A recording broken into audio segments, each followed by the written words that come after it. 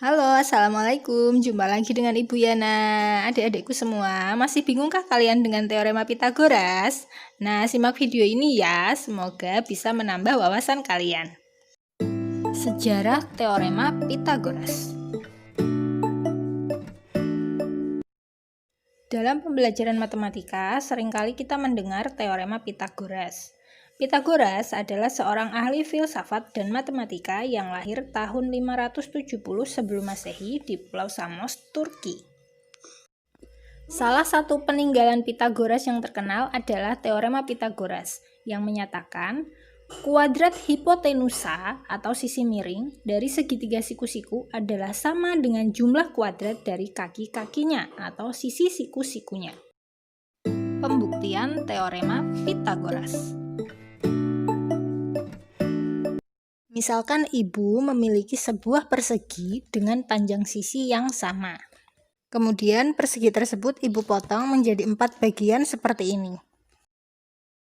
Sisi yang pendek ibu misalkan sebagai A dan sisi yang panjang sebagai B. Maka akan terbentuk dua buah persegi dengan luas berbeda. Yang kecil memiliki luas A kuadrat dan yang besar memiliki luas B kuadrat. Serta ada pula dua buah persegi panjang yang memiliki ukuran sama, yaitu persegi panjang dengan panjang B dan lebar A. Jika pada masing-masing persegi panjang ditarik sebuah garis diagonal, maka akan membentuk 4 buah segitiga siku-siku pada 2 buah persegi panjang tersebut. Dan kita misalkan saja panjang garis diagonalnya adalah C. Sehingga diperoleh bahwa luas persegi besar itu sama dengan A pangkat 2 ditambah B pangkat 2 ditambah 4 kali luas segitiga siku-siku. Jika terdapat sebuah persegi besar yang sama, lalu kita rubah posisi dari keempat segitiga siku-sikunya seperti ini, sehingga akan diperoleh persegi baru dengan panjang sisi C dan luasnya C pangkat 2. Sehingga luas persegi besar sama dengan C pangkat 2 ditambah 4 kali luas segitiga siku-siku. Karena berasal dari persegi yang sama, maka rumus luas persegi besar bisa kita buat persamaan. Kita coret saja 4 kali luas segitiga siku-sikunya. Diperoleh A pangkat 2 ditambah B pangkat 2 sama dengan C pangkat 2. Nah, demikian pembuktian teorema Pitagoras.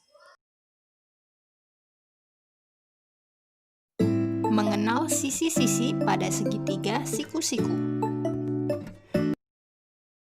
Pada gambar ini, manakah yang merupakan sisi miring?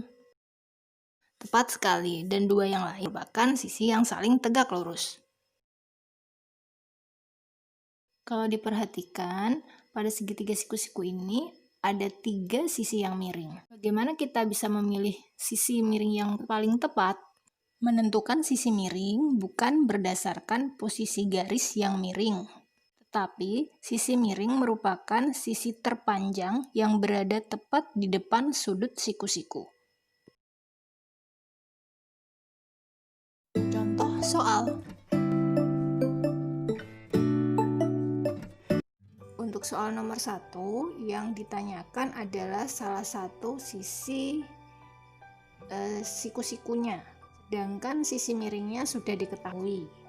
Jadi cara menyelesaikannya adalah BC sama dengan akar kuadrat dari kuadrat sisi miring dikurang kuadrat sisi siku-siku yang sudah diketahui. Untuk soal nomor 2 terdapat soal kontekstual tentang permainan layang-layang. Jika kita gambarkan soal ini akan seperti berikut. Yang ditanyakan adalah tinggi layang-layang jika diketahui panjang benangnya 250 meter dan jarak anak dengan titik tepat di bawah layang-layang 70 meter. Penyelesaiannya adalah sebagai berikut.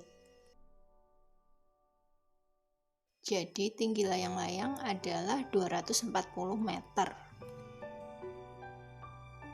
Untuk soal nomor 3, diketahui sebuah kubus diminta kita untuk menentukan jarak titik A ke C, A ke G, dan jarak titik A ke tengah-tengah bidang EFGH. Untuk menjawabnya, pertama-tama kita hubungkan dulu titik-titik yang dimaksud. Dan penyelesaiannya adalah sebagai berikut. Untuk jarak titik A ke C, kita hubungkan dulu titik A dengan titik C. Kemudian lihat segitiga siku-siku ABC. Gunakan teorema Pythagoras. Diperoleh hasil jarak titik A ke titik C adalah A akar 2 cm. Berikutnya jarak titik A ke titik G. Hubungkan kedua titik tersebut, kemudian lihat segitiga siku-siku ACG. Lalu gunakan teorema Pythagoras. Diperoleh hasil jarak titik A ke titik G adalah A akar 3 cm. Untuk soal yang berikutnya, yaitu jarak titik A ke titik P, hubungkan kedua titik tersebut, kemudian lihat segitiga siku-siku AEP, lalu gunakan teorema Pythagoras. Diperoleh jarak titik A ke titik P adalah setengah A akar 6 cm. Demikian video pembelajaran kali ini. Semoga bermanfaat. Jangan lupa like, share, dan subscribe-nya. Terima kasih. Wassalamualaikum warahmatullahi wabarakatuh.